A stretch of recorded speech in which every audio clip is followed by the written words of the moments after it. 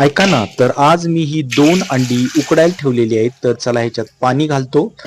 पाणी घातल्यानंतर ह्याच्यात थोडंसं मीठ घालूया, जेणेकरून ही अंडी छानपैकी उकडतील आणि मस्तपैकी आता ह्याची रेसिपी बनवायची. तर गॅस पेटवलाय आणि हे भांडं मी गॅसवर ठेवलेलं आहे. आता छानपैकी उकडलेली इथं ही मीठ घातल्यामुळं आणि चांगली उकडली आहे.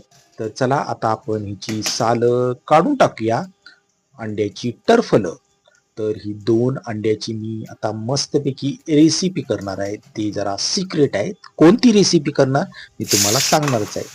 तेल तापत ठेवलेलं आहे, याच्यात कांदा घातलेला आहे आणि वाटप होतं थोडं शिल्लक फ्रीजमध्ये. तर ते वाटप घातलेलं आहे आणि आता छान गुलाबी रंगावर कांदा आणि वाटप मस्तपैकी परतणार आहे. तर चला आता हे परतून घेतलेलं आहे. आता ह्याच्यात काय घालायचे बघूया. तर ह्याच्यामध्ये मी घालणार आहे छानपैकी, अजून आठवना मला, तर ह्याच्यात घातलेली आहे हळद, हिंग,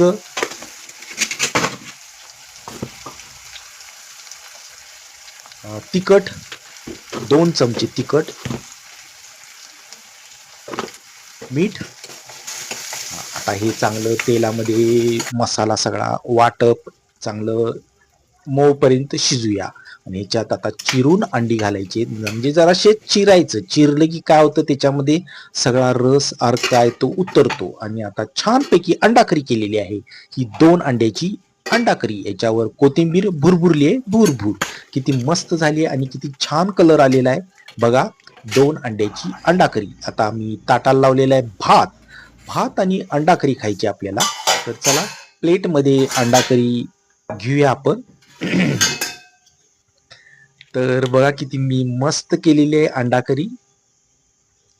झाली की नाही ढाबा स्टाईल अंडाकरी.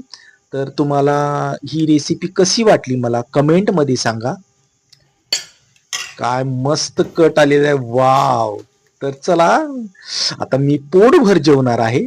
थँक्यू.